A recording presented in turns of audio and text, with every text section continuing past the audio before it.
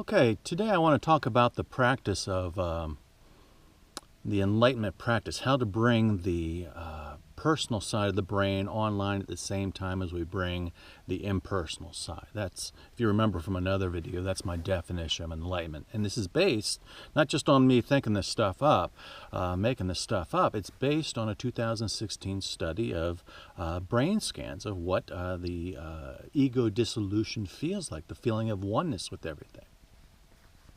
So the practice I have in the book is based on bringing both sides of these brain halves together so that they're talking, the impersonal and the personal. The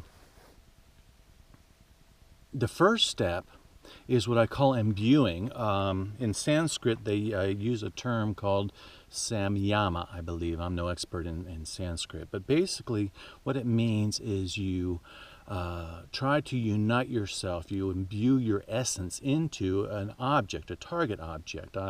In the book, I recommend using a house plant or something very simple. Right now, I'm going to use the camera for it.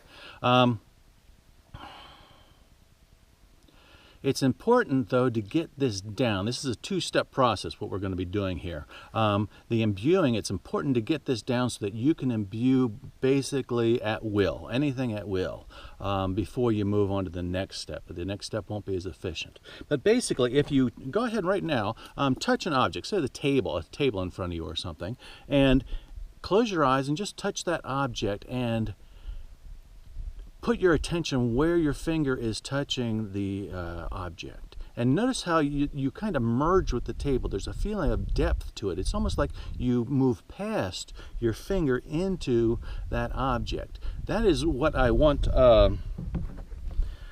you to experience, something very similar to that, this sense of joining and merging with an object. But you get to the point where you can do it with just your eyes, by just looking at something and merging with it.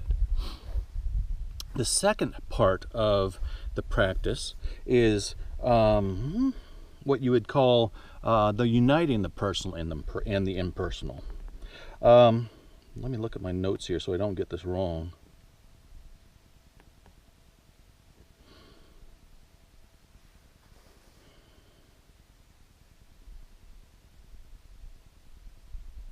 Okay. What you do is you take your object and you, such as a house plant or something, and you focus on it. You imbue it with your essence. All right, this is why it's important to have that down. Then you close your eyes and you think of a personal issue. I'll take one, for example, me. Why people don't share my work as much as I'd like them to. Why am I such a failure at this? Why is it that I can't get this point across? So I'm making this very personal. I got my eyes closed and I'm thinking about it. And I'm feeling that sense of tension, that contraction of why, me thing.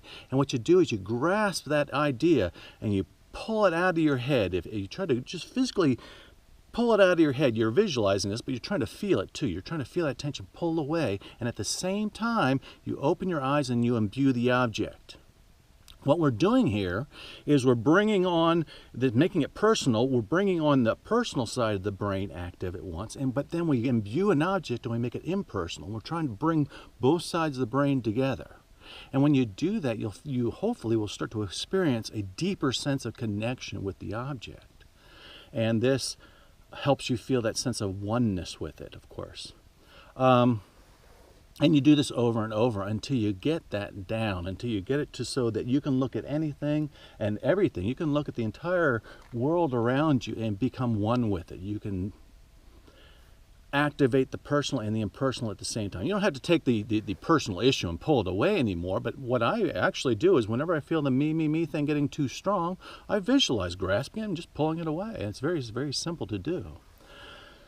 So that is basically the practice.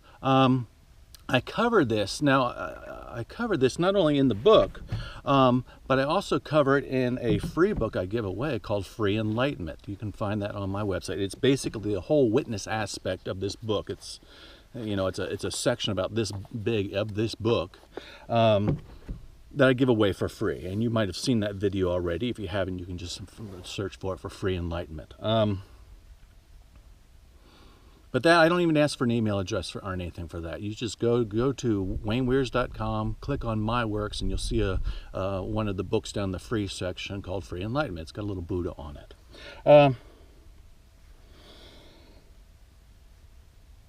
The important part, though, to remember about this practice is if your ego is too strong right now, you may not even be able to get to that sense of imbuing or that sense of joining with the object, because your ego is going to be blocking. Your sense of self is going to just be too strong. That's what basically this much of the book is about, weakening the ego. Okay, so that's very important that you understand that this practice may not be very effective until your ego is weakened. Otherwise, if your ego is weak, you might still be able to get into it, but you might get pulled out rather rapidly. Again, this means that you just need to start weakening the ego some more. Okay? This is the beauty of having a definition for enlightenment. You can say, okay, this is what's happening to me, so now I know what to practice on. I know to weaken the ego. And if it's effortless with you, then you practice on the other half. You practice on, okay, how to integrate this with my life. All right?